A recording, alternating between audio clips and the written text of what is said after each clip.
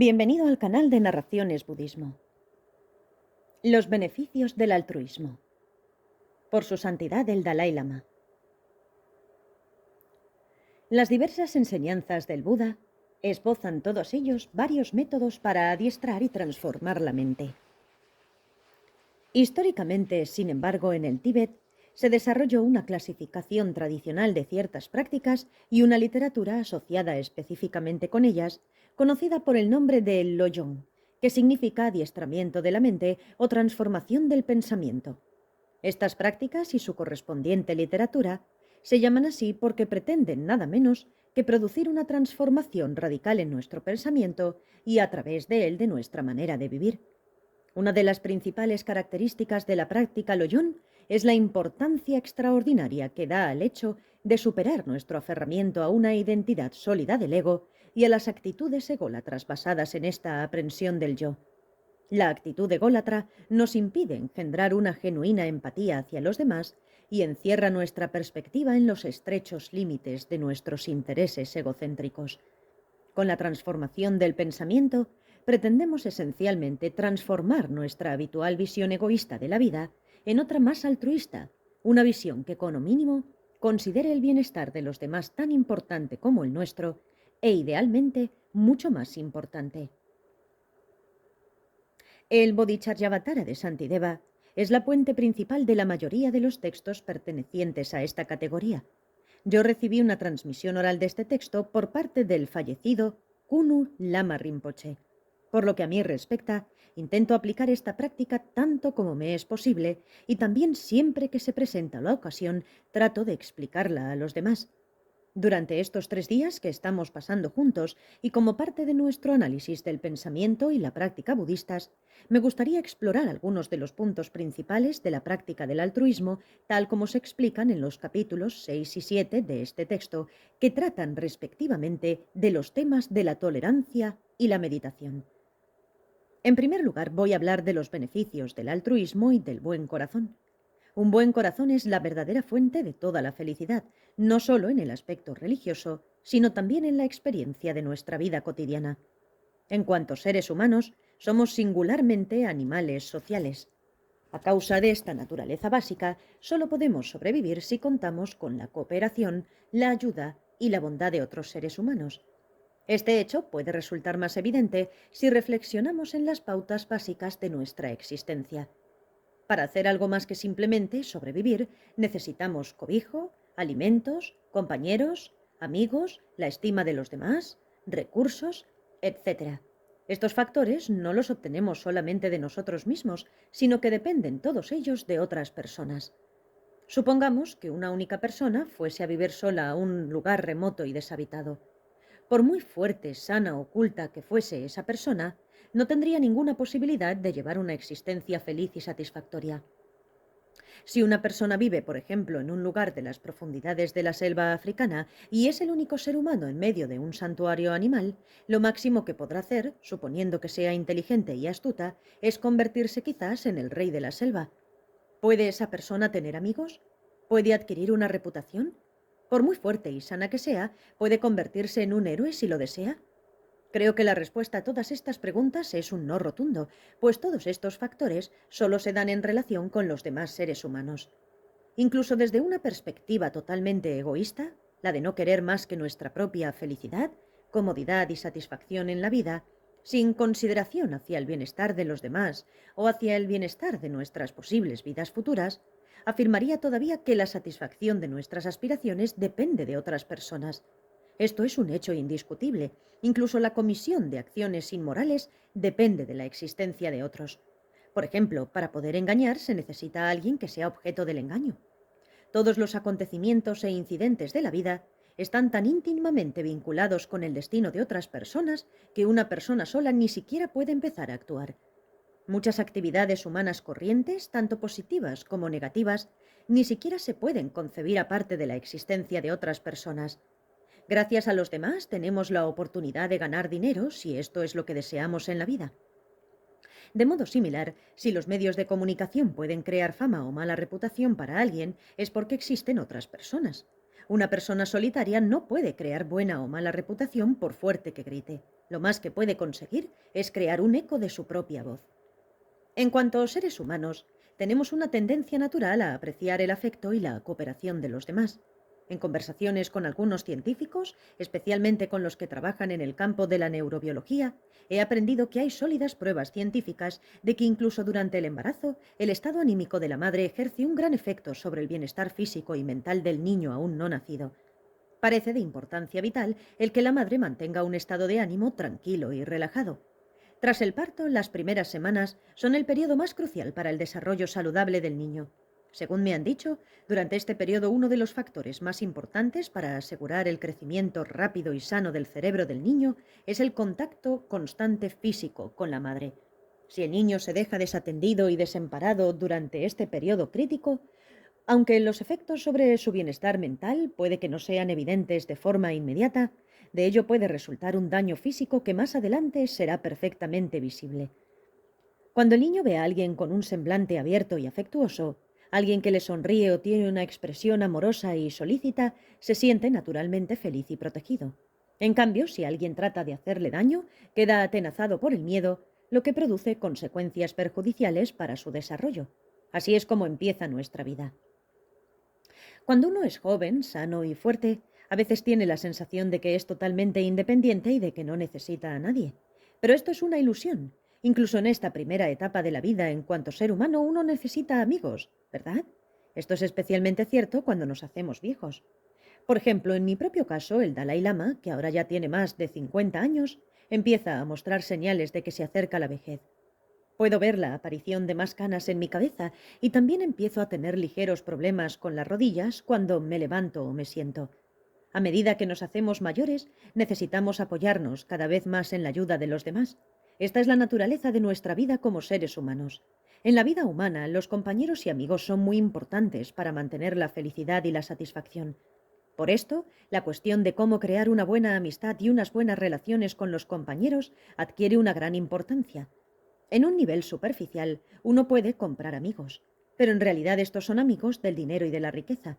Mientras uno tenga dinero y riqueza, estos amigos estarán ahí, pero en cuanto su fortuna decline, a todos les faltará tiempo para decirle adiós.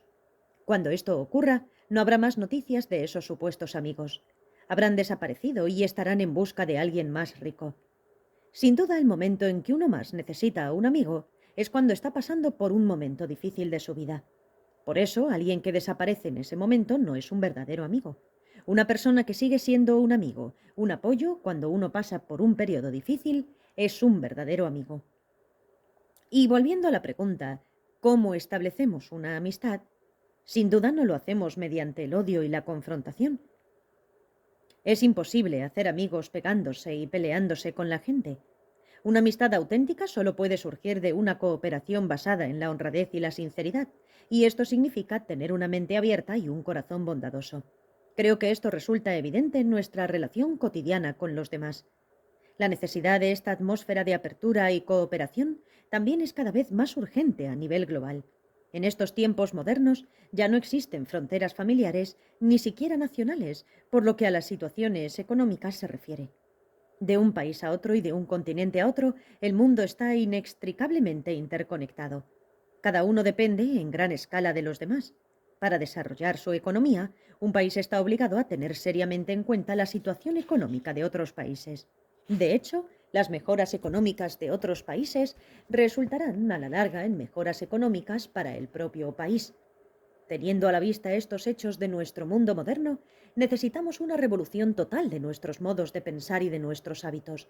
Cada día se ve más claro que un sistema económico viable debe basarse en un compromiso auténtico con los principios de la hermandad universal.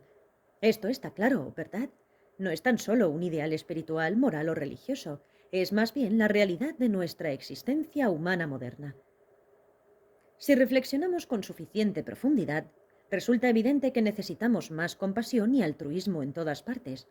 Este punto crítico se puede apreciar en el actual estado de cosas en el mundo, ya sea en el campo de la economía o de la salud, o tal como aparece en las actuales situaciones políticas y militares en todo el planeta. Además del sinnúmero de crisis sociales y políticas, el mundo también se enfrenta a un ciclo de calamidades naturales que van en constante aumento. Año tras año hemos sido testigos de un cambio radical de las pautas climáticas del globo que ha dado lugar a graves consecuencias en diversas partes del mundo. Lluvias excesivas en algunos países que han ocasionado importantes inundaciones, escasez de precipitaciones en otros que han resultado en sequías devastadoras. Afortunadamente, la preocupación por la ecología y el entorno está creciendo rápidamente en todas partes. Empezamos a valorar que la cuestión de la protección del medio es en definitiva la cuestión de nuestra propia supervivencia en este planeta. Como seres humanos, también debemos respetar a los demás miembros de la familia humana, nuestros vecinos, nuestros amigos, y así sucesivamente. La compasión, la bondad, el altruismo y el sentimiento de hermandad son las claves del desarrollo humano, no solo en el futuro, sino también en el presente. En términos sencillos, la compasión y el amor se pueden definir como pensamientos y sentimientos positivos que dan origen a cosas tan esenciales en la vida como la esperanza, el valor, la determinación y la fuerza interior.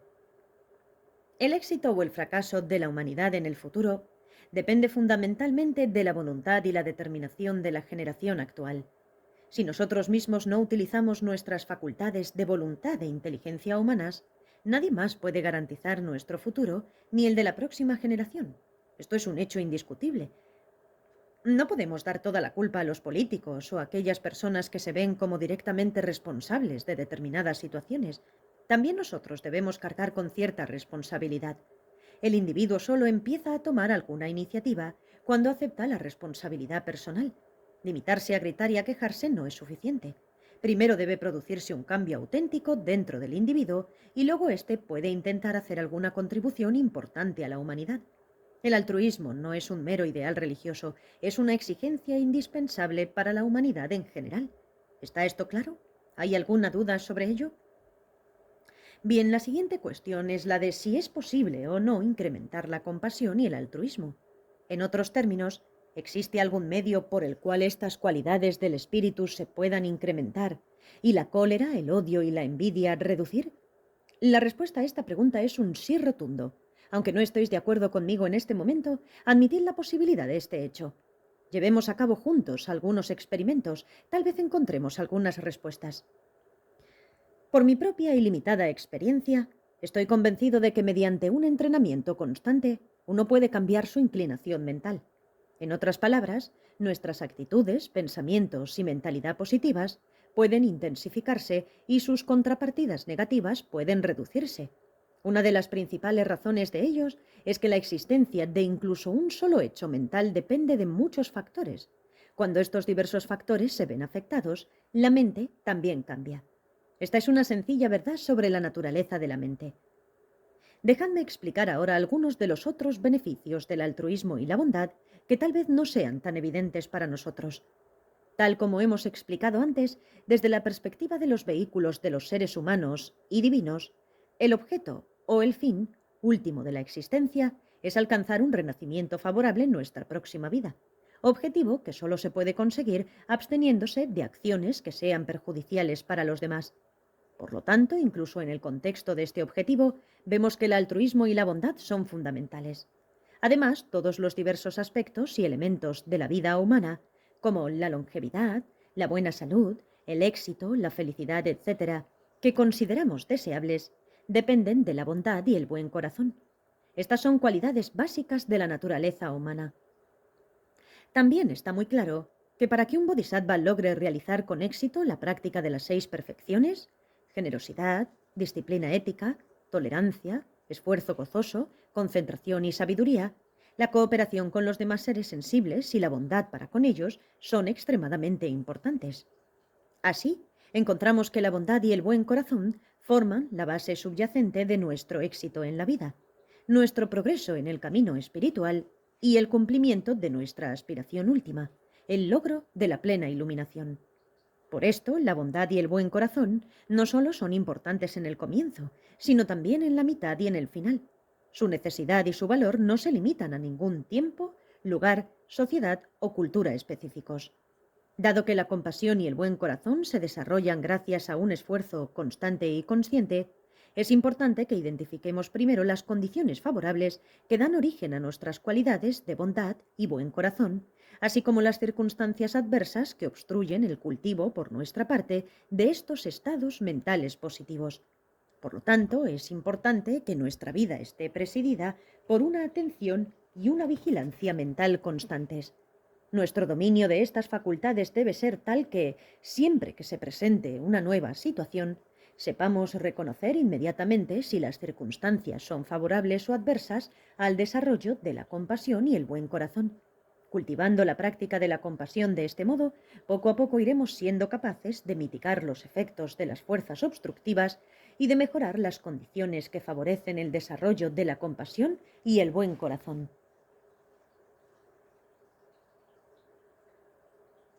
Gracias por escuchar. Si quieres contactar conmigo, puedes hacerlo a través de la página de Facebook Narraciones Budismo, así como Instagram.